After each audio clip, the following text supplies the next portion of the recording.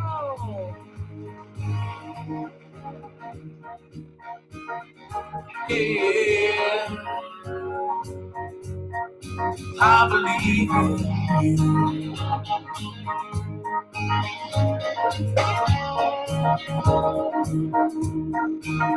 I don't believe in lucky seconds. I'm not sure about my next, but I know I believe in angels. I believe in happiness. Good evening, everybody. That did not even stream. It's just me in the corner, isn't it? Okay. Well, here we go. You know what? I am gonna, how about we do that one more time? This is very unusual that I do this a second time, but I am not seeing us out there on socials yet. So if you're watching and you see this, please just say hi while we watch the intro one more time, because I know we all love it and we want to hear it again. And I guess now I have to open it. Wow. How is your day? I hope it's great. The weather's actually here really, really nice. I am praying for my people down there in Florida, though, because boy, oh boy, we're going to talk about that in just a minute. Let's try this again. Take two.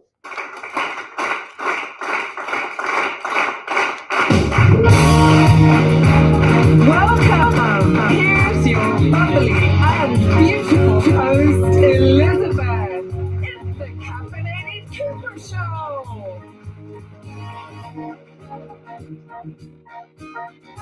Yeah, I believe in you.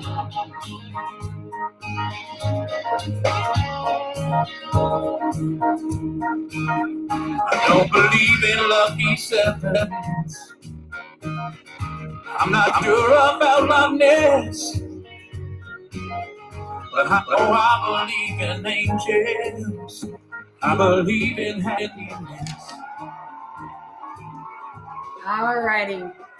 Thank you for tolerating that again. And welcome to the show, everybody. Thank you. I do have, let's see, it looks like we are live on YouTube, and it also looks like we're live on Instagram. I'm not too sure about Facebook, but I can always make sure that it is on there. So everybody, welcome to today's episode of The News. First, I haven't done this in a while, and I really need to do more of it.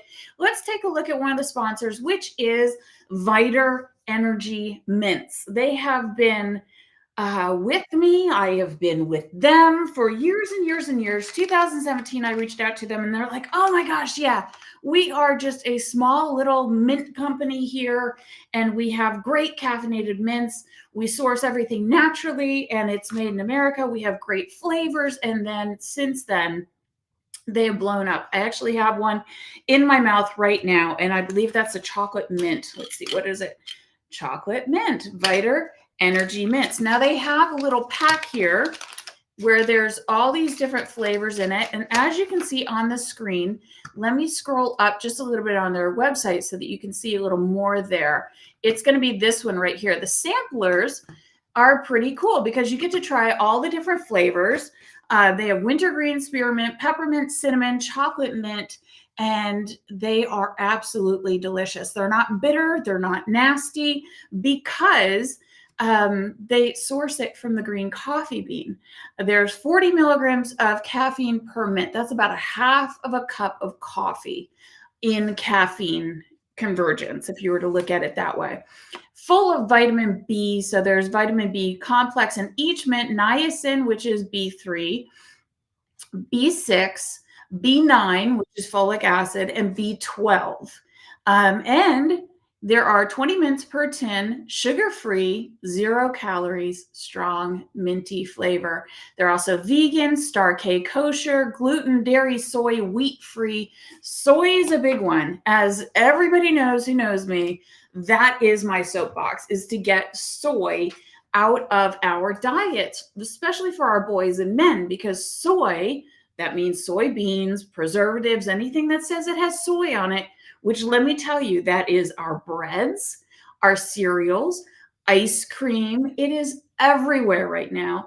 and it metabolizes as estrogen. So it can cause a lot of hormonal issues in boys and men.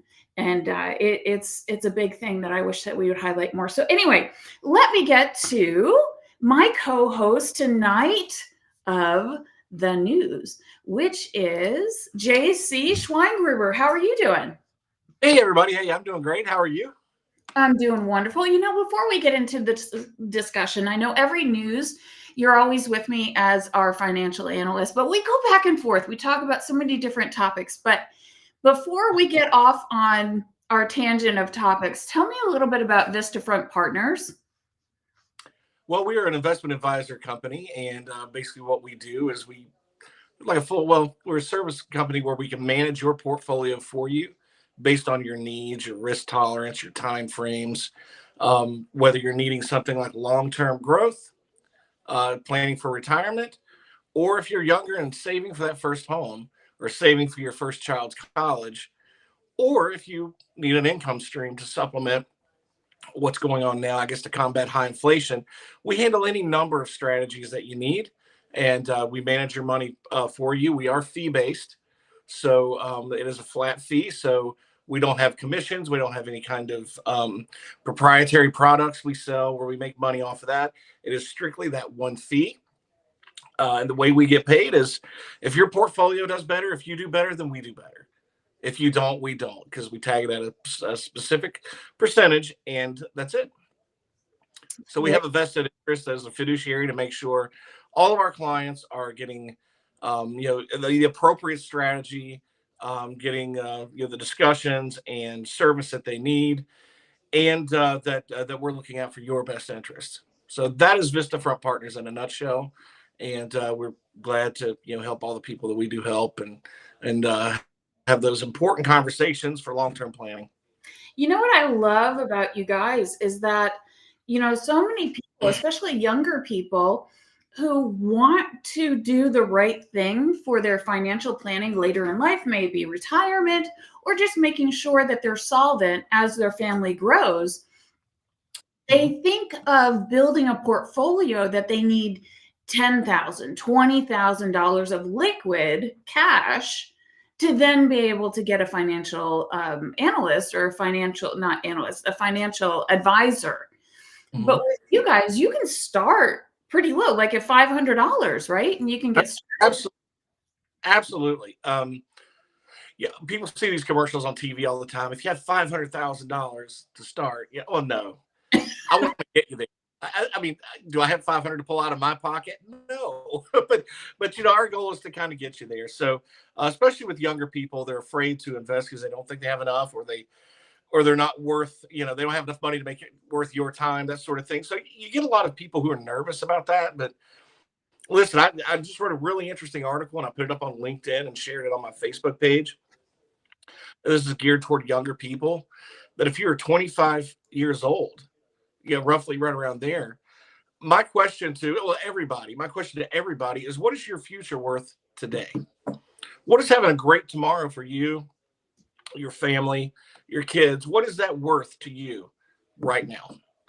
Because we're going to go to McDonald's, we're going to go to Walmart and drop $50-$60 on whatever. We're going to go to the grocery.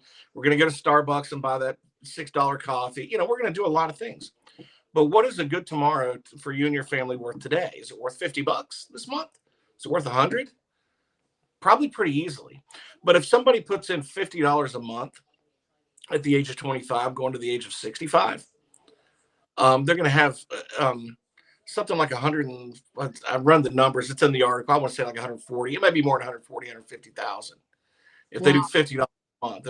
Assuming you're going to get like a 7 or 8% return on average. But you know what? If you wait, procrastination is the worst thing. That's why I tell people, if you don't start today, the chances are you're probably not going to. Mm-hmm.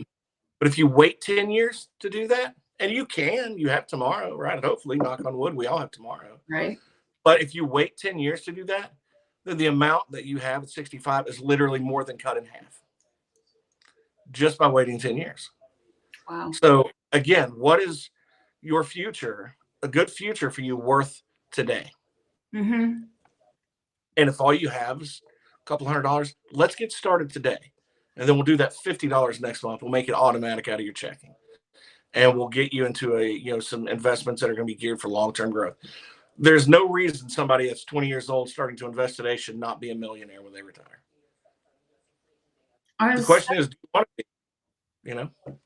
That is such a powerful point, to realize that over time, it doesn't take a lot of money. You can put in just a little bit of money, something that's affordable, and you're working towards something large. So thank you for coming onto the show, and you educate us. There's so many past episodes that you have been able to break it down for us. And a lot of times, anything within the financial world, especially of, saving our money, being responsible with our money, these are the things that our generation and a couple of generations below us, we really weren't very, taught very well, if at all, right? If at all. Yeah. So, we really appreciate you coming on, but there's so much going on in the news. I am going to let you pick. What would you like to begin with? Well, first of all, man, my heart goes out to all these people in northwestern Kentucky or North Carolina, because they took the brunt of a horrible storm that the Hurricane Helene that rushed up through, did a lot of damage in Florida, rushed up through Georgia, got into the Carolinas, and rolled through here, believe it or not. And like 90% of my county lost power. And there's a couple of towns locally here that are just, for lack of a better word, sort of destroyed. I mean, they were underwater. People are just now in those towns starting to get power back, and people had to bring emergency water and supplies in. So, but those folks down in Asheville and other parts of Western Carolina, North Carolina, man, just everybody remember those folks in your prayers. And if you have a few bucks to spend, look for local nonprofits that are going up there, because you can donate to some of the bigger ones, and those goods get housed in warehouses until they can get, coordinate with FEMA to ship in. But so much more that I know from people on the ground is going in from local people bringing in from around the region than actually what government's able to do right now. And I hate to say it, but that good old boy redneck system sort of works pretty well, when it comes to getting those goods and services and things that are needed out there. My little nonprofit that I have, we last week when this hit, I said, hey, whoever wants to donate a few dollars, whatever. I worked with a local nonprofit that literally went down yesterday with supplies like boxed meals, baby formula, diapers, just water, all kinds of things that were needed down there around the Asheville area. They were going in just to whoever most needed. So thanks to those people who donated for that. I really appreciate that. We were able to pay 100% of that donation forward. So that was awesome to know that we could help out a little bit. So just keep those folks in prayer. How your parents live in Western North Carolina, Elizabeth? Are they doing okay? Yes, they're doing okay. They're very resourceful. They're 85 years old. They were without power for about 11 days. I have a construction company, as we've talked about before. So I had tools, I had a generator, I had gas, I had all types of things loaded up in my truck, ready to go on Sunday and go up there all day and help them with whatever I could help them with. And I got a phone call from my mom. And it was Saturday night. And she's like, don't come. And I'm like, why? And she said, we just got power back on. And so don't come, because the first thing your father did was run around and flush all the toilets. So I have to clean the house. And I'm like, okay, are you okay? She's like, oh yeah, we're fine. We camped as our vacation with my older siblings, really, for like 10 years. That was their vacation, their summer vacation. We would go up to Vermont and go camping. So she's like, we camp so much, we're fine. We have a gas stove, so we can light that without electricity, no problem. And they're very easygoing, and they were perfectly fine. Thankfully, they didn't have any of the flooding. They were, I used to work in Asheville when I was a teenager, and I was living with my parents. So maybe about 45 minutes south of Asheville, and 30 minutes south of that Henderson Brevard area. Yeah, I And know what you're talking the whole area was devastated. And the one thing that, I really want people to know and understand is, in your neck of the woods of Virginia, West Virginia, Kentucky, Tennessee, North Carolina, there are certain areas that are very, how do I say it? I mean, they're very poor areas. And Yeah. people don't Yeah. have a lot. What they have is all that they have. And to be able to have any type of resources to rebuild, it's not even a thing. People think, well, everybody has insurance. No, everybody doesn't have insurance. And when you have a family of, maybe 4 or 5 people living in a trailer, you think they have insurance? They have homeowners? No, They don't. no, they don't have that at all. And yeah, it's scary to see because there were some communities north of here, when you get up into West Virginia, that had a lot of trees down, flooding, landslides. It was really bad. I mean, you get over to areas like Bristol and Johnson City and Kingsport, the Tri-Cities there in Tennessee, and southwestern part of Virginia. They're going to be okay. There's a lot of flooding. The little town of Damascus, which is, they call it a trail town because the Appalachian Trail runs through there. Mm-hmm. They were set to have their trail days annual thing, and that's where a lot of international people come through, where they're hiking from all over the world, and they come through there, and it's just like a big festival that it's to celebrate the trail, and that whole town was underwater. And I know some people over there that just got their power back on 2 days ago.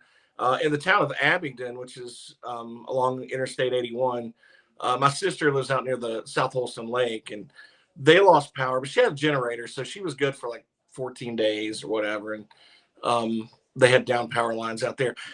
I don't know how I kept power because 90% of my county in Tazewell County was out of power.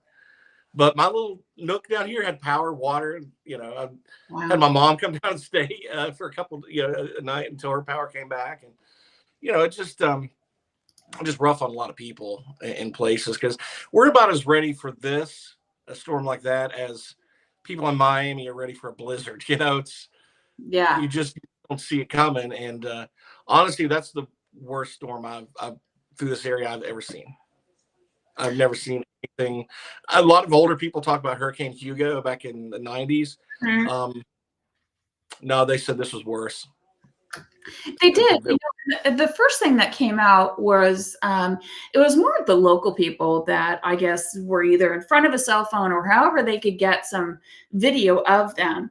And they were talking about how FEMA was blocking help coming in and that FEMA was out of money and this, that, and the other. And then you go on to sources where honestly, I would trust Forbes.com.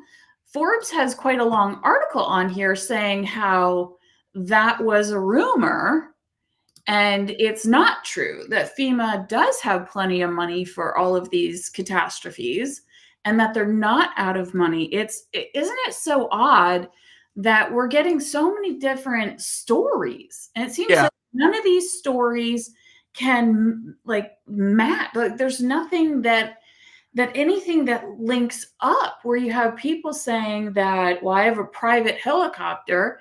And this was one of the stories I heard where this gentleman had a private plane and he was going to go over to some of the mountainous ranges where people were stuck. They didn't have a house up there. They were just stuck up there and go rescue them. And he was radioed by officials to turn around or he was going to be arrested for helping. So it's like all these crazy stories, but what's the truth?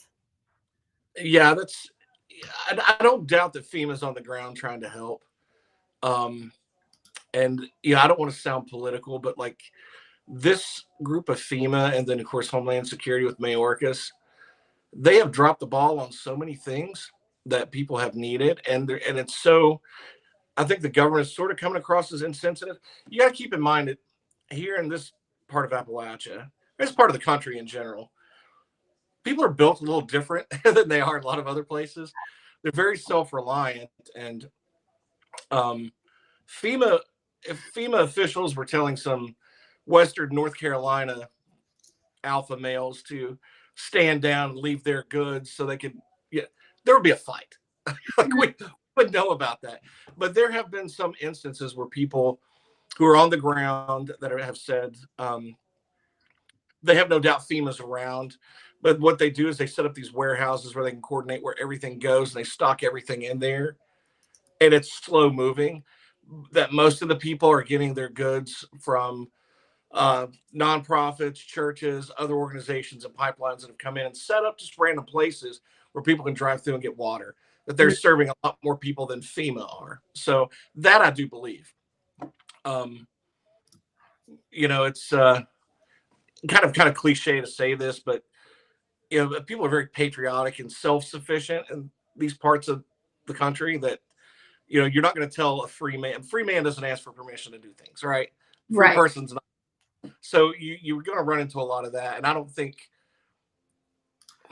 well, pardon my language, I don't think FEMA officials have the balls to go into these places where they're doing it and tell these people to give them all their food and water. Yeah, no. Okay, because that would not end well. So they're probably letting a lot of that stuff go. Whereas in other places, they might coordinate that way. Mm-hmm. I don't know, but I do know from the delivery that I sent down, the people that I know locally that said that they were down there. They heard FEMA was somewhere, but they didn't see a FEMA truck or anything anywhere. There were more people locally from the towns and people coming in outside with shovels and things like that were cleaning things up, bringing water, and they saw more of that distribution privately than anything the government was doing. And maybe that's the way it should be. If they can get it in there faster, then God bless them. Do it if you can. True. In that area, the entire area that I mentioned, West Virginia, North Carolina, South Carolina, the Southeast, we are the Bible Belt, even, north of us, Virginia and West Virginia, in those areas. It's called the Bible Belt for a reason. There are churches on every corner. And the one great thing for churches, even if you're of a different religion and you don't attend a church, is the community that people will rally and send what they can send. So I totally agree with you that there's a lot of mixed messages. There was one picture I did see it come across the news. It was a storefront, and I don't remember where in Asheville it was. I think it was more of that Biltmore Village, and it was spray painted on there, "We shoot looters." So they were prepared to take matters into their own hands.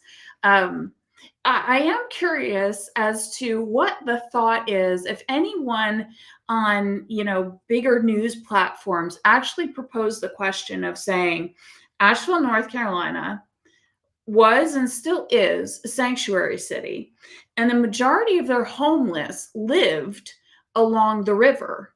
A majority of their homeless are now no longer because they quickly washed away. They had nowhere to go. So is it humane or is it not humane to have certain cities as sanctuary cities? And perhaps we go back to the 1950s with 2020 education and funding to operate them correctly. But in the 1950s, you had hospitals where people that were suffering, that were ill, that were indigent, they had a place to go. Now, they closed all of those in the 60s and 70s, mainly because of political reasoning, but there was, of course, conditions that were not appropriate for humans to be living in and around, and insufficient medical help and all these types of things. I think we can do it better, can't we?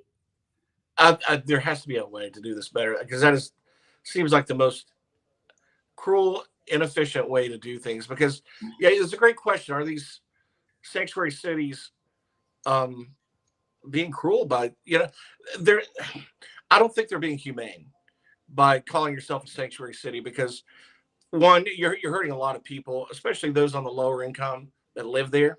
Mm-hmm. Also, if you don't have any kind of temporary housing for the people coming in, then where do you expect them to go? Down by the river, right, at Asheville? Something like this happens, people aren't prepared for it. They're not from here. They don't know when this river crests and when it doesn't. They don't know like I know the little river, Clinch River, that goes through here. I can look at it and tell when it's going to come over its banks just by some of the weather. We've been used to it, right? So, and it happens every year. Like our little baseball field gets flooded every year, but you can tell it's going to happen. But these folks probably can't. And there's so much, I guess, resentment right now. Remarks that were made that immediate money had to go overseas to help refugees in Lebanon.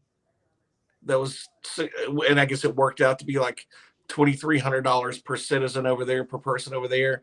Mm-hmm. And people here offered $750 or $750 loan after you lost everything. People here feel completely insulted by FEMA's response and that response. And I did read on Twitter, Elon Musk actually himself posted this up. So take it for what you will, whether you like him or don't trust him or whatever. But he did say that Starlink had sent so many units down to this area to get internet up and running and phone services.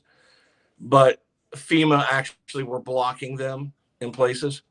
And we're not, he said he shared the text message and email he was getting from people in Asheville and around Asheville of what they were complaining about. FEMA was not letting them do this, that. So he screenshot those emails to share what was going on the ground. And it just sounds like the worst red tape. And like they didn't want to trust him thinking political stuff. And it was almost like get that stuff out of the way, all the political stuff, because lives there at stake.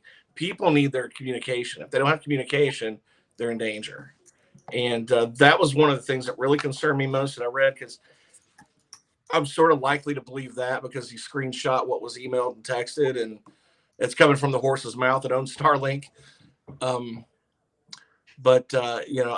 think in time we'll find out more about who was helpful and who wasn't. But some of the rhetoric coming out about sending money elsewhere, and people in like in another sanctuary city like New York, when they get there, they get $5,000 on a debit card and a free hotel room. And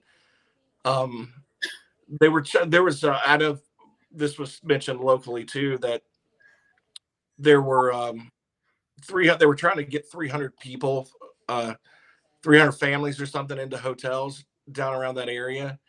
And the hotels were booked up because FEMA people were already there that were taking the hotels in advance. So they couldn't get a room because the government had booked the room for the FEMA employees, all those rooms.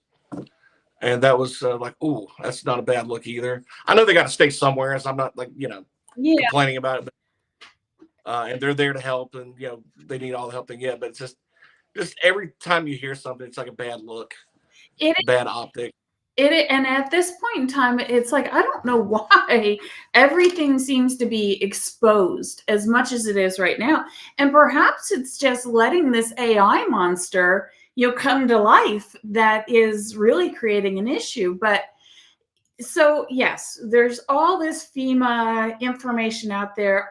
Now at this point, we don't know what's true. We don't know what's not true, but we do have videos from actual people in these places. And we've been watching the storm that is currently a Category 5 in the Gulf right now, and it is headed straight for Florida. So our thoughts and prayers are with everyone in the peninsula of Florida right now.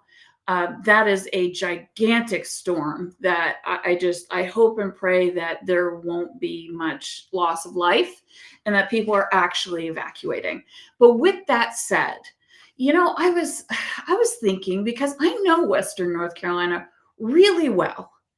And I'm thinking, in all the years I was out there and all the years I've had family out there, never have we ever had a hurricane come through. Like, it's such an odd path. And cloud seeding has been a big issue. A lot of people are understanding that, it's been around since the 60s. Yeah. It's pretty easy to do. It doesn't have to be menacing where they're putting anything other than dust up into the air to create a rain event. It's not that hard. So anyway, I decided to ask my Alexa, because I saw something on social media, was cloud seeding used to shift Helene's path. And we got a really interesting response, didn't we? Because I sent you that message. Yeah, you did. That was alarming. It was. So it's all over YouTube right now. The original person that asked that question. Her videos are out there on YouTube, and I have that. But let me find the one that I sent to you because I want to play that because everybody knows my voice, right? So you know that it's not somebody just making it up. So let's see here. Yeah. Alexa, was cloud seeding used to move Hurricane Helene? It appears that cloud seeding was used in an attempt to alter Hurricane Helene. The Storm Fury project attempted to seed clouds just outside the hurricane's eyewall to create a new ring of clouds that would weaken it. However, it is important to note that the use of cloud seeding in hurricanes is a controversial practice with varying opinions on its effectiveness and ethicality. Alexa. Interesting, huh? Very interesting. I've known about the cloud seeding thing for a while, and kind of liking some of those conspiracy theories. Like they're fun to learn about. And always learn about the chemtrails from airplanes, things like that. But my eyebrows really perked up when the Chinese, when they had the Olympics in Beijing, and it's so smoggy there that on just a regular day, even a nice day, people have to wear masks because the smog is so bad in Beijing. Well, before the Olympics, so a couple of 3 weeks before the Olympics, to make sure everybody was going to be okay, they didn't want a bad look from the world, right? So they started seeding clouds, causing this huge rain events all over the place. And then when these rain events were done, you could literally see the air. People could breathe. It looked like it should look. Wow. And then of course, that lasted through the Olympics. And then of course it wore off over time. And then it's smoggy again. But that was in the news. Every mainstream media was talking about how they use cloud seeding to control the weather there to clear up all the smog. And I thought, man, that's pretty powerful to be able to do something like that. So what else can they don't know about? I don't know. Well, and so what we just heard from Alexa was that, yes, it was used to weaken the system. But it's controversial. It's, some meteorologists will say it works, others say it doesn't. So it's still, let's say it's in its testing phase. So what if they tried to use it to weaken the eye wall and they strengthened it? Could have happened. Who knows? To me, that stuff is like trying to play God. Yeah. I'm not some left-wing environmental tree hugger by any stretch, but leave nature alone the way it's intended to be left alone. Stop trying to manipulate weather. Unless you're doing good things for conservation, let's not mess with the hurricanes, especially it's unpredictable. That would be that would be common sense rule number one. Who's the mad scientist that thinks that's a good idea? I'm seeing Pinky in the brain here trying to take over the world. I just don't like the whole concept. It just sounds so Dr. Evil-ish, It does. And it sounds really risky because even if you think that perhaps you can weaken a hurricane with cloud seeding, like Alexa had just said, that cloud seeding was used on Hurricane Helene in the effort of trying to weaken it. Somebody's liable there. Just like you said, you try to play guide. There's some organization, there's somebody, something that could be held liable for all of the odd, never once in a 100 lifetime hurricane like what Asheville saw. Yeah, and that brings up a million questions. Question number two. The first one was who in the world thought that was a good idea? Number two, what are they feeding it with? Is it some sort of chemical that's going to cause cancer we're going to find about in 10, 20 years? Is it going to kill the trees? Some chemical kills the trees and the crops and affects the livestock or something? Yeah, I don't know. Question number three, who picks up the liability when it goes wrong? Because nobody else's insurance is covering this. Right. And already 36, $35 trillion in debt. I'm pretty sure if they try to print up any more money, we're going to be paying $20 for a loaf of bread. So we like put the brakes on a lot of things in this country and just have this national discussion about, okay, we have AI and all this technology. What is best for humanity and our way forward? Not in a sci-fi sense, but in a humanistic sense. Like what's good for our health, what's good for our soul, because the technology can come and go, as far as I'm concerned. But it's like, I don't know. I just, when you said that to me, I'm like, oh God, that didn't sound good at all. No, absolutely not. And then, so as you were saying, chemicals in the air and things like that. So Atlanta, Conyers specifically, if you don't know where Conyers, Georgia is, it is south of the city. So Atlanta, to gather our news, it can be very deceiving because we turn on just, our news to try to get morning news or whatever. And they're reporting on an area that is 150 miles of a circumference. So they could be talking about one end of the Atlanta area. Since we don't have any natural boundaries, we have quite amount of sprawl. And my mother will call me, well, I'm on the opposite end. I mean, I'm quite far away, but even though I was quite far away from this biolabs fire, so here's what it is. It's a chemical plant. And a fire started on the roof. They don't know why. They don't know how. But the fire started. We had the hurricane rains coming through. We really only had mild winds, but we had some rain with it, right? So this was Helene that came through. And the water was coming in from the hole that was now on the roof from where the fire was in the roof. And it had leaked into the reactors. And the whole thing blew, right? So it's still on fire. They just announced a stay-in shelter place, a shelter-in-place state for Conyers again because of what's in the air. And so if I was to drive there, if I was to get in my car from where my house is and drive to Conyers, it's probably about an hour and a half away, just to give you an idea of distance. And that's without traffic. So we wound up having a shelter in place 2 days after the fire started. We had a shelter in place order. You went outside, it smelled like bleach. Everything smelled like bleach. And then the birds started falling from the sky, like dead, just plop, there's a bird. So I mean, wouldn't you think there was a double layer of protection there? Well, yeah, I think. Why would you keep something that toxic close to a major city, for starters?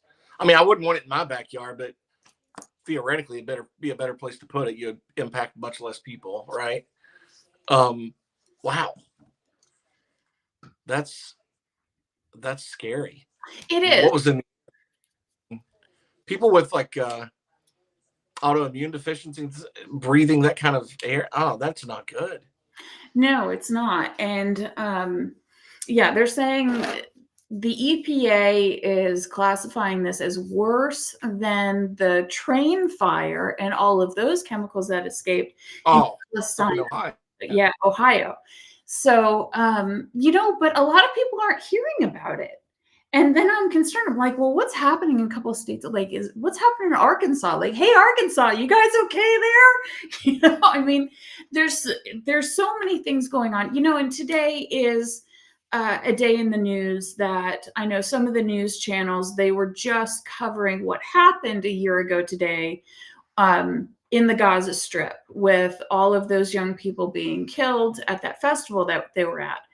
And I do believe that requires attention, right? But for it to be all day long of just one single story on some of these news stations, it kind of drives me nuts because I'm always sitting there going, okay, yep, this deserves attention. We need to be reminded, but what else is happening? Because a whole load of crap is happening behind those stories. Oh yeah, and yeah, when it's almost like look at this hand, but not this one. You always wonder what the other news is you're not hearing about, and there's a lot of news going on that's you just gotta I don't know be diligent and scroll through, and some of you believe, some of you don't, and it's hard to fact check things, especially with all the news on the ground from the hurricane and all that. It's like you don't know what's true, what's not true, and it's just kind of tough. But yeah, there's a lot of other news out there. I don't know if you've heard this, but this is one of the things that's on my radar, especially as far as inflation is concerned and gas prices. We all know that last week, or I don't know, maybe people missed the news, but Iran launched a big missile attack against Israel, and it was like 180 warheads, and they're Iron Dome, and then the U.S. we knocked some down too. One person was killed, and it happened to be a Palestinian of all people. Like they wasted 180 warheads and killed one Palestinian. But they were launching on Tel Aviv. Israel, from everything that's being said and reported on, their counterattack on Iran is imminent. Oil went up today about 3%. So to give this in contrast, like back in the spring, we were sort of used to oil around maybe $65 a barrel. Well, it's at 77.5 right now.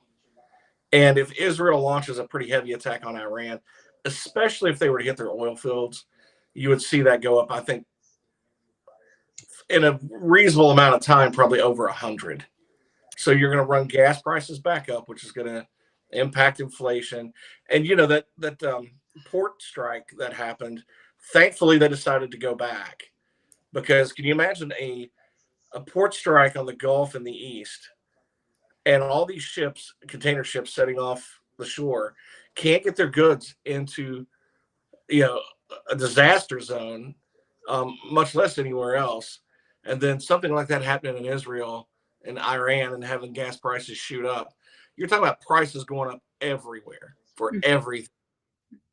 And thankfully they came back to work, but that was a scary time, because you could handle a couple of days of that. After a couple of weeks, you really kick your GDP, your national GDP, right in the pants. Those big dock strikes, port strikes are no joke. Those are the scary ones. They can do a lot of damage economically. But thankfully they did. Another thing, I don't know, about 3 weeks ago, maybe 4 weeks ago, how we always talked about on the past on the show, the 2-year bond yield and the 10-year bond yield, and we had an inverse, the yield curve was inverted, which is always a sign of recession, but like everything was skewed coming out of COVID, like, and all the supply chain stuff. So you really couldn't get an accurate tell of what was going on to make economic, or even, a lot of times some it depends on sector investment predictions. Well, that flips. So now the yield curve is not inverted anymore on the 2 and 10 year, but now it's kind of close, because bond yields today started going up. Probably on some fears of what maybe happens in the Middle East, but and so the market was down today. I know there's so much more in the news. Nobody's really paying attention to the market, and I don't blame them. But the market was down a little bit today, and I expect October to be a pretty choppy month. We might, we're gonna. I think we'll probably see some downside. Could be wrong. You never know. But the way things are shaping up, and when bond yields go up, then that's when people who live on fixed income want to go into those products. So they're taking money out of stocks and going into that. So you're going to see downward pressure on stocks as that happens. But we have an election coming up in 30 days, and or less than 30 days. So just a lot of things out there that are in the world that's, that especially with this, what's this Hurricane Martin coming in, or whatever the new hurricane's name is. And just add so many things to the mix that people are worried about a lot of other things. They don't really look at their stock portfolio. Good reason to have somebody managing it for you. Okay. Because, if you're, you don't have time to watch all this, it's too much to absorb. Just, I don't want people to kind of panic about the market or anything like that. You'll probably see some downward pressure, just a lot of volatility going into the election. That thing we call the VIX, the volatility index we've talked about. Mhm. And I always kind of liked it around 13 to 14, kind of steady, not a whole lot of things making things volatile. It's up to over 22 today. So volatility is starting to creep up. And not to get too technical, because when you talk about the option market, option trading, um, there's more interest in puts than calls. And people are like, what in the world does that mean? Let me just give you a basic rundown, just a good overall. What that means is people are more concerned about protecting their downside than they are looking at what can go up. So that's more pressure on the market. So the option market is even showing concerned about downward pressure on the stock market. So people are trying to hedge their bets and protect the downside a little bit more than they are. Well, a good bit more than what they're looking right now to go to the upside. So, that being said, if you have some cash, folks, if or have your advisor have some cash handy for you out of your portfolio, might be some buying opportunities on some of the downside this month. Even if you're dollar cost averaging a little bit a week, into a mutual fund, or picking up a few shares of stock at a time, because you don't know where the price is going to go. So just keep that in mind. Never really any reason to panic, but just keep a steady hand, and make good decisions, not emotional decisions or panic decisions based on the stock market or where an election goes or the next hurricane. I mean, there's all kinds of things that can impact the market. People's lives are more important, so we need to kind of keep it focused on all that. But just kind of definitely, if you have some cash, you're looking maybe to pay attention closer to the election. If the market gets choppy and corrects a good bit, then it's maybe you want to put some to work. Okay. All right. Good information. So I have a question for you. Hmm? I'm really curious about what you feel, depending on who is elected as the next United States president, how will the markets respond based on who is elected? Yeah, it'll be. I think one way or the other, we're going to see the market will continue to go up over time. I think it does that regardless of who's in office, but the policies actually will impact certain sectors. That's the important thing to if you're doing individual stocks, you want to pay attention to. Now, you've heard of these gambling sites that actually bet on who's going to win the presidency or not. People can actually go on, put their own money in there. What? Well, the money, you can do this. And it's Trump versus Harris. And the money, people putting their money to work, because you can win. I mean, it's just like betting on a ball game, right? Trump is now up by 3 or 4 points on the gambling side, which I think is probably more accurate than polling, because people's money is at stake. All right, so that's a really interesting thing to watch. Just if anybody's bored wants to watch that. But in the event that Harris wins, you'll see government getting involved, probably more heavily in the clean energy sector. So that is no surprise. Obama really started going heavily with government funding when they had full control of the House and Senate, into solar and wind and other types of alternative fuels and alternative energies. Biden kept that up, and I think if Harris wins, you're going to see more of that too, more government policies that are geared to see those sectors succeed. Now, I want to tamp this down a little bit, because I'm not one to go jump into a lot of these types of investments, because one, they do well at times based on certain subsidies that they may get, or government policies skewed toward them. So if policy changes, well, and you got something, you're holding, especially a large amount of a particular investment, it's not good. All right, so you don't want to find yourself there. But just this year alone, a lot of people may not realize this, and I looked this up today. I was kind of curious as to how solar and solar related companies have done this year, because keep in mind, we have the Biden and Harris administration, and they have the Senate. The Democrats have the Senate. So policies have been skewed toward these, these types of companies anyway for the last, using the government like EPA and things like that, all the agencies. Over 100 solar and solar related companies have went bankrupt just this year alone. So the affordability of this and the technology to make this easily affordable by every average American, we're still a good distance away from what they are trying to do with the carbon footprints, reducing all that. It's going to take a while. So all the time frames they put in there, they're just not going to happen. You would see if it was really going to happen, you'd see a lot of private money going in, not public funds being directed or policy being directed.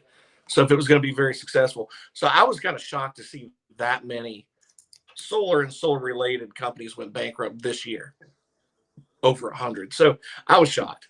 But if Harris wins, you're also going to see policies that are going to be geared toward tech companies.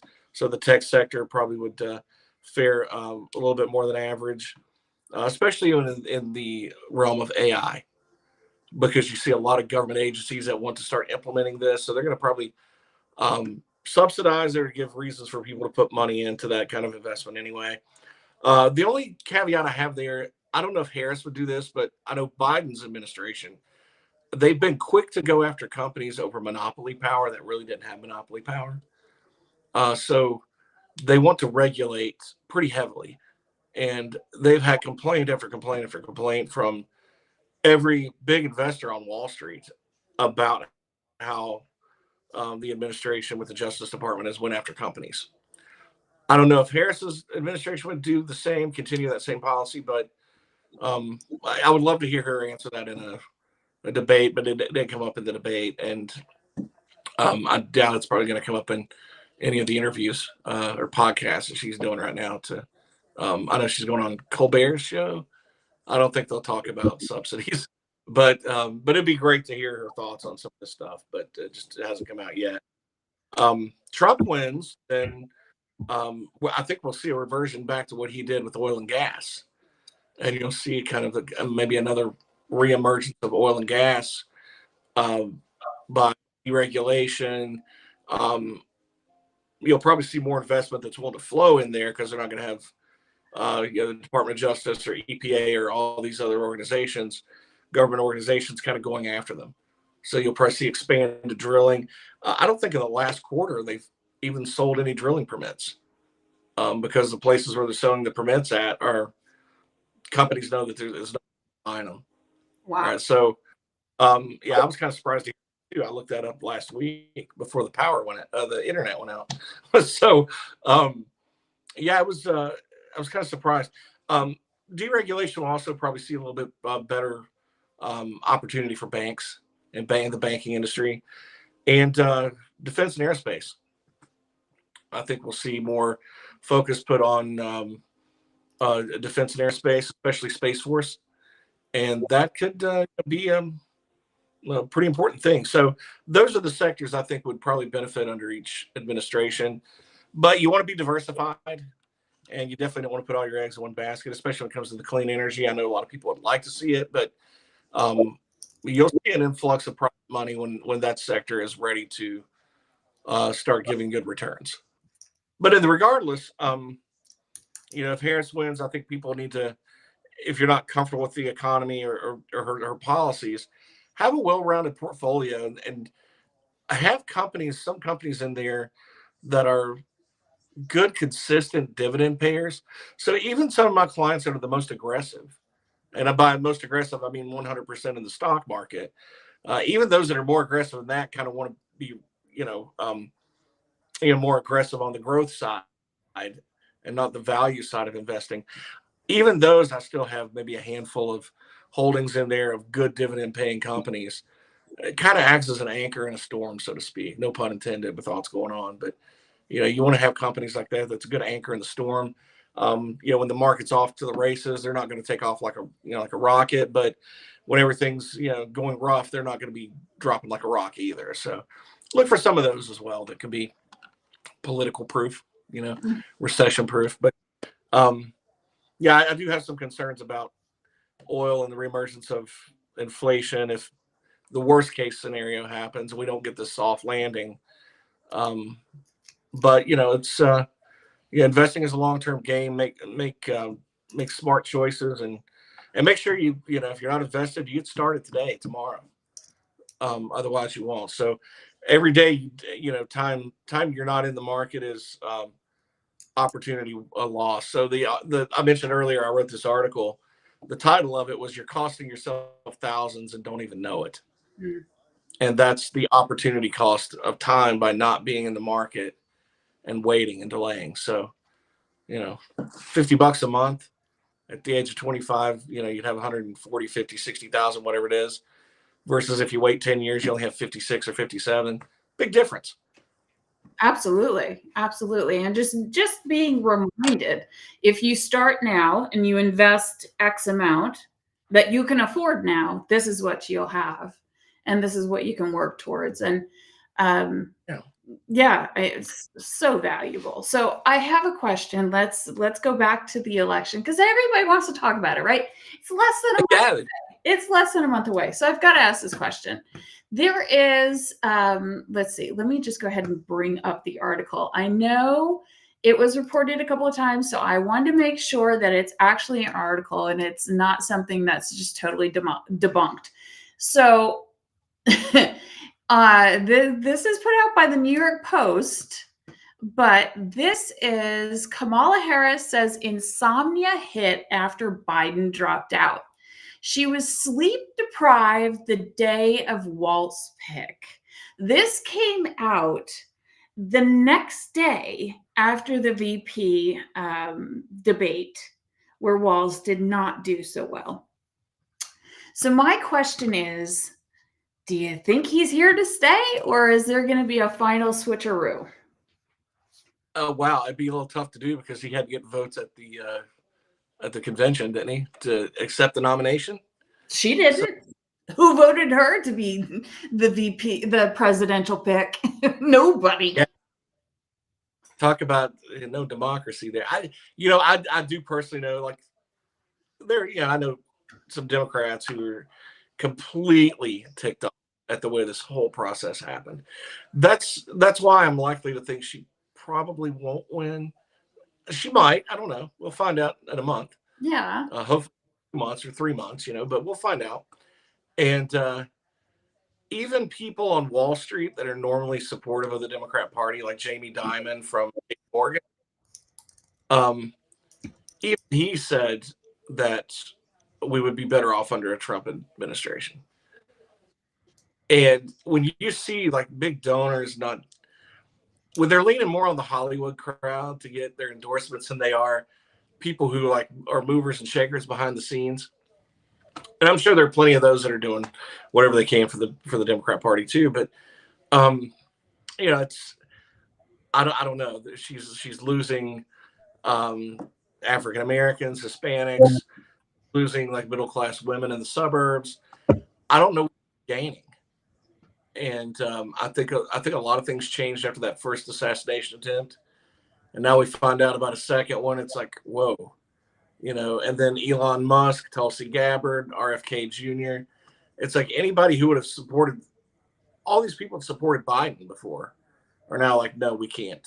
Mm-hmm. And news today that was some reporter, I saw it on Twitter, so take it with a grain of salt, but a reporter on there had said he had heard rumblings of that after the press conference that Biden did last week, that Kamala's camp and Jill Biden's camp were arguing and screaming at each other because they thought that the Bidens are trying to sabotage the election for her.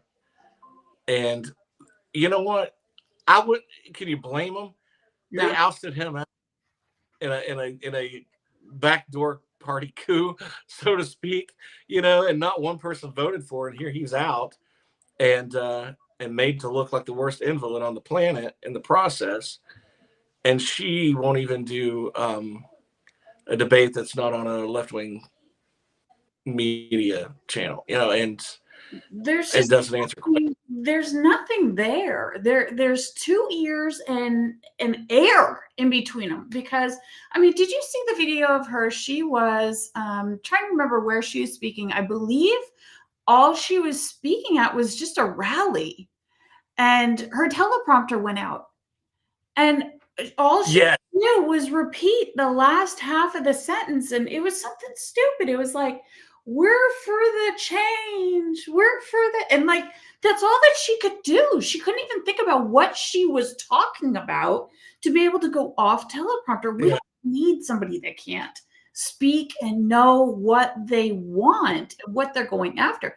I'm telling you, I think somehow, some way, we're going to have a switcheroo. Tim's going to get sick, and Josh Shapiro is going to slide right in. I don't know why she would have picked him to begin with. She needs him to help in Pennsylvania, and they're behind in Pennsylvania right now.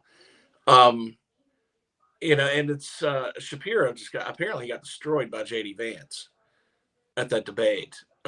Walls. My stream, so I couldn't watch it. So, but I heard he just got destroyed. Yeah, Tim Walz got totally destroyed. I mean, he was just looking at him, and he's like, "Oh, he's right." So, I mean, you know, Something happened to Trump. JD Vance could take over day one. absolutely. Kamala gets elected. I don't know that she can handle it from day one. And if she does, I really don't think the guy behind her could. So the way he comes across, and you know, DeSantis, apparently there was a report today that DeSantis was not taking calls from Kamala Harris. And when his press secretary was asked why, they said the DeSantis team said because her calls are political and not to be helpful, and he was not wasting his time. Wow. And you know, if you can't have a governor of this country respect you and haven't earned any kind of respect in your career, I mean, just being a nominee, you should take a call. Like DeSantis probably should have taken the call, but you know, if she had earned enough respect in her career to have earned that, you know, to taken the call, then if a governors of this country don't respect her, then what about Putin and Xi and the Ayatollah and the guy in North Korea? You know, all these hotspots around the world. Some of these terrorist organizations, are they going to respect her? Are they going to fear her when she says don't do it, and then they do it anyway, like they do with Biden? So no. We have a viewer here, and this is an interesting view. He is watching us on YouTube. Thank you very much for watching. And he's saying that he thinks they'll switch her out last minute. I don't know, but you know, back to your point, I mean, we're supposed to be a united states, right? How are we a union together if nobody can talk to each other? If it's a waste of time to take the potential next president's call because she's not helpful, what are we doing? I know. And they said, well, yeah, the guy said it was because she wanted to be more political. So it was more of a political. So, and whatever the reason is, I mean, the call probably should have been taken out of just decorum and respect for somebody that earned that, you know, that's in that position. But, yeah, I started thinking about this earlier, not to like wax philosophical, but like, why do people distrust each other in the political way so much? And why do we not trust our government so much? And this isn't something that's new. This has been going on since I was a kid, and it just gets worse and worse and worse.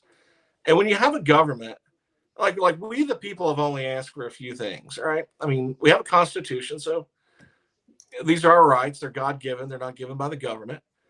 You're there because we pay your salary, so we're the boss and you're not. So politicians need to understand their role, and they don't, because they get up there and it's arrogance and power. And I'm sure these people that get up there they're not Boy Scouts. I mean, these are probably some rough people behind the scenes, right? I mean, like any other country, somebody rises to power like that, probably not the nicest cat on the planet, right? So, and I understand that we don't vote for Boy Scouts and popes here, but since I was a kid, like we only ask for certain things. Be mindful of our money. We work way too hard. Protect the middle class, right? Okay, let's not lower, but yet we have policies of inflation that lowers our ability to buy things year after year after year after year after year, decade after decade. And we have $35 trillion in debt. Now, when Reagan was in office, I think the amount we were in debt was like 3 trillion. We're at 35 trillion or something now. This is insane. You can't, like, everybody can look at this and say, all right, this doesn't end well if you don't fix it. And I don't mean fix it 10 years from now. I mean, let's start today fixing it right now. Let's have growth policies and low taxes so people can work, because we know for a fact that low taxes and growth policies brings in more government revenue. Doesn't mean you have to spend twice as much. Why don't you just like maybe raise your budget 2% a year like inflation, like the rest of us have to do? Mm-hmm. Mm-hmm. That would be reasonable. So we ask that. Stay out of our bedrooms and stay out of our lives. The way we live is our business, right? I mean, yeah, and the way that other people live is their business. Like, I don't want to hear about it. I don't care if you dress up like a cat to eat your breakfast off the floor out of a bowl and do it in your home. Like, I don't care. I don't want to know. Just do me a favor. Don't come walking in to the grocery store in your furry costume on all fours and purring, like, can we just be human? But, going back to your point. So I pulled this up because I was curious while you're speaking, how much do all these people make? Because I have been one of these people where I'm saying, you know what? It's getting screwed up. We're going to have a revolution of this younger generation. They're just not going to they're just not going to keep doing this because it's gotten so crazy. So these are 2022 numbers, and I'm sure they're different today. But if you're a governor of New York, your annual salary is $225,000 a year. Let's go somewhere in the midsection. If you're a governor of Wisconsin, you're making $152,756 a year. And the lowest is Maine, where they make $70,000 a year. That's the lowest paid. If you are a senator, you make on average $174,000 a year. If you have a seat in the House, on average, this is 2023 numbers, you make $187,911 a year. Is this really a system that is going to get people that truly love this country, that would do it even if they weren't paid because they want to do the right thing for the country? Or have we just gone so far away from what our founding fathers ever wanted for this country that it's all about greed, and it's about who can, scratch my back, I'll scratch your back, and all this?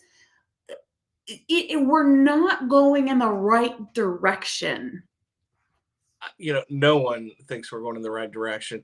And, even if you revere your founding fathers and respect your Constitution, then you're a right-wing nut.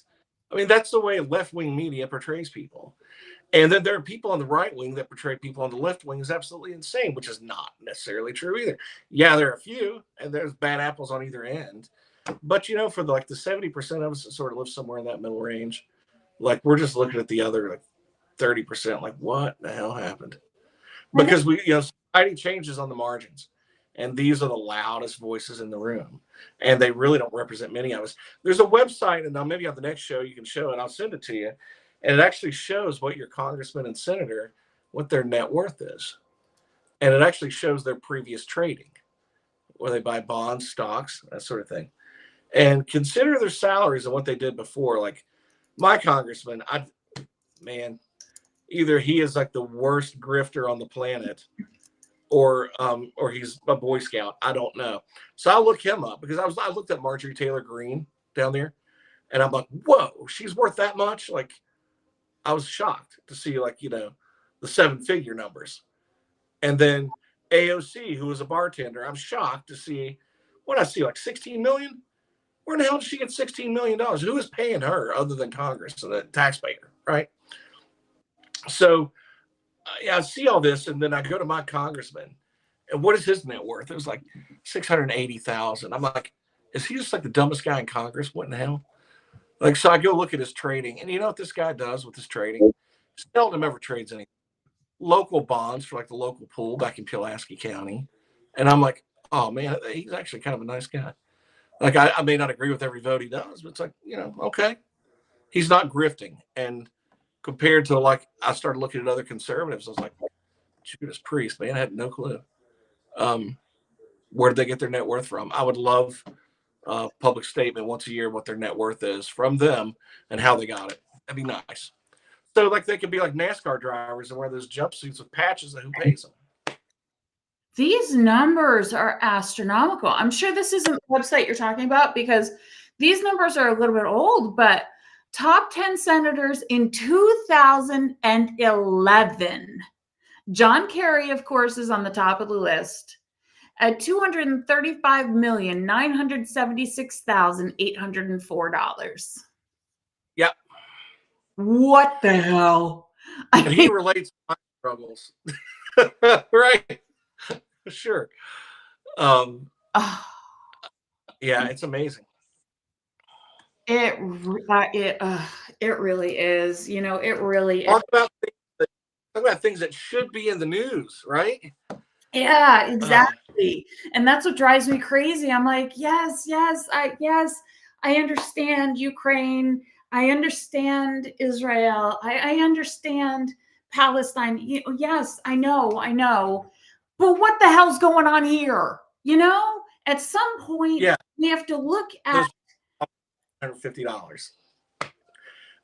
They might as well fly government officials here and just give everybody the middle finger and say you're on your own and take off. We'll call it even. I won't even be mad. At least, okay, kind of assumed that anyway. And every time somebody brings it up, and a lot of people say it's a conspiracy theory, a lot of people say, well, yes, she actually did say she was coming for your guns and all this kind of stuff. Every time that story comes across the news channels, I chuckle because I'm like, who is going to be the agent that goes out and knocks on a door to try to take your guns? They're going to do one house. It's going to end horrifically. And then nobody else is going to go do it because our government officials shit, I can't go do it. They declare martial law. In which case you're telling America's sons and daughters to go turn their guns on their families. No. Good luck. It's some of this stuff is dreamed up, I'm sure, over martinis in some of the finest restaurants of the country, and they're just like, oh, how about we do this? And it's like, what? I know. And then like my idea is they would arrest me for like, how about for every new law you pass, you have to repeal 2 of them? How about that? Right. How about for every tax you pass, you got to repeal 1? Right. Who the hell pay to get married? The death tax. You've been paying taxes your whole life. Now you're dead. Like your estate's got to pay. Or you know what? And I think it's going to impact you and everybody else there in your neighborhood. How about that tax on unrealized gains that Kamala Harris is floating? Your house goes up in value. Don't sell it, but you got to pay that extra $20,000. Can you imagine? Let's go back to that family of 4 or 5 that does live in a trailer, right? And so let's say that property is owned by the homeowner and it goes up in value, not because there's anything better about the one trailer they live in, but because economically and inflation rates and this and this and this, that it goes up in value. You're going to tax those people on unrealized gains when they're already below poverty level? Like, what? People need to understand when somebody tells you what the value of your property is, it's not necessarily the fair market value of your property. Your property is valued at what somebody's willing to pay you for it. The people who tell you what your property taxes is based on are bureaucrats that assess what they want your property value to be at. Keep that in mind. That happened in Michael County 2 years ago. Everybody started getting their personal property taxes in, and people are like, wait a minute, when did my house go up in value $15,000 over the last year? Do you know how many people marched up to the county? The county could not get away with that crap because Democrats decided they needed more revenue. So let's listen, if you want to raise the personal property tax, go in there and vote, put your name on it. That's what we elect you for. and raise the personal property taxes, and then reap the whirlwind like a politician. But don't send out some assessor to tell everybody their house is worth 10, 15, 20,000 more than it was just a year or two before, so you can get more in personal property taxes, because everybody saw that BS around here in a hurry. You know what? They don't send out assessors here. They just Yeah. look at our property maps. They look at what school district we're in and go, oh, okay, well, this is, best school district in the state of Georgia. So I mean, it's all crazy. And you know what? So our viewer from YouTube, BG 1968 100, taxation without representation is theft. Thank you. Yes, thank you. And if we get back into a Trump administration, and we have people like Tulsi Gabbard involved, and Elon Musk, who wants to be involved in like streamlining and being more efficient, I totally get that. I studied economics, and I sort of like have that wired, that mindset. Anybody that's watching, I just want to ask you something. I know everybody loves our schools, our school teachers. Both my sisters were school teachers. One is, and you got to think about something for a second. How much government do we really need? At some point, you have to realize there's 2 or 3 layers of huge grift in this country when we're spending trillions, because we have the federal government, we have the state government, you have your county government, you have your local township government. And then on top of that, you have every agency that these people appoint. Let's just take, for example, the FBI. They do some pretty good work, right? They've been around for a long time. We got a lot of movies based off great cases. Love it, man. True crime stuff, Elizabeth. Watch that stuff all day. But, every state has its own Bureau of Investigation. The Virginia Bureau of Investigation, Tennessee Bureau of Investigation, Georgia Bureau of Investigation. They all have their own FBI. And they all coordinate because the technology is there now that wasn't there in the 70s and 80s to coordinate well. Why do we have an FBI? Can't those just be soaked and absorbed into the state FBIs if we need to hire more people? Why do we have a federal government like a Department of Education? They'll give you one big blanket policy, and every state just accepts it. But every state has its own Department of Education, right? And every own education board where the counties used to, like, we didn't have a Department of Education until Carter. So a lot of people don't realize that the first real administration that had the Department of Education was Ronald Reagan. Mm-hmm. And it's just ballooned out of control. Are you happy with what your kids are learning in school? Because test scores were the same or a little higher back in the 70s and 60s and early 80s now per student. But the difference between now and then is we spend about 8 times more per student than we did then, mm-hmm. for only 1 or 2 points on a test score. Who makes all that extra money? Mm-hmm. How many layers, same thing do you need to be done? People doing the same work over and over and over and over. Mm-hmm. So there's tons of departments out there. EPA, every state has its own EPA. And the federal ones off the other ones around, and they don't really have any constitutional authority to do so. So I don't know. I'm just throwing that out there. It's a lot of it's a big. And they know that they have us parents handcuffed because there's a small percentage of us that can homeschool our kids. The rest of us, especially with the cost of living, the cost of food, the cost, everybody is a dual income family. We're both working, or if you're a single parent, you're working double time. So with everybody working, who has the time to homeschool kids? Nobody. So we send our kids, even if it's reluctantly, to public schools. And then most of what they're learning is how to take a test. And that drives me bonkers. Yeah, they don't learn how to learn. They don't learn how to question authority. They don't learn how to question the science. I mean, it's frustrating.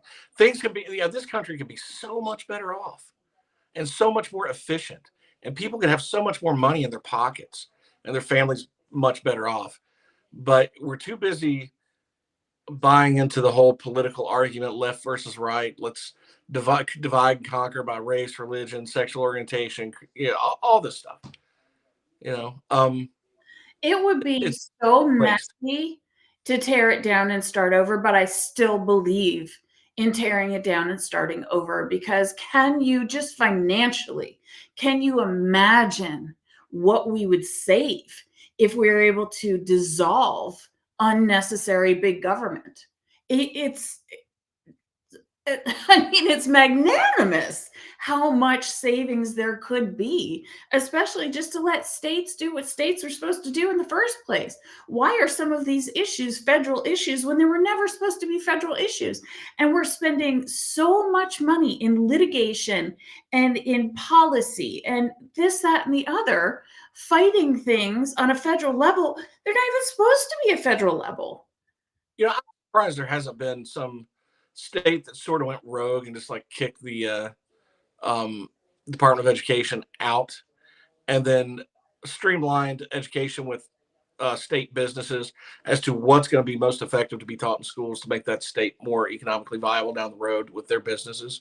Because most apples don't fall far from the tree. Not everybody's graduating and leaving Georgia for New York or LA or wherever, wherever they go. So, I mean, I don't understand why that hasn't happened. It would make more sense to have a parental coalition in the state of Georgia and a business coalition, small business owners, and maybe sponsored by maybe 2 or 3 major CEOs that can come in there and talk about curriculum that needs to be done, what kids need to learn. Yeah, that way you cover all things from like health and safety, technology, farming, all these things that kids need to know. And you could probably pinpoint better by the time a kid is in middle school what they're likely to be more interested in and steer them in that direction, so that not everybody has the same uniform high school classes. Mm-hmm. I mean, you might have like a core thing like your freshman year, but you can branch out in other things that you're interested in, whether it's business and economics or farming or how many small businesses should be created. This younger generation is creating more small businesses now than ever before, because I think they've opened their eyes and saw the bull crap that comes out of DC and in their own states. And I am actually just proud to see that number, and I hope they succeed, because they understand that the value of working for somebody else. You're getting paid wholesale prices, so somebody can sell your time retail to a customer. And there's more entrepreneurs now, starting now, than have been in the past 2 or 3 generations. It's awesome. And I think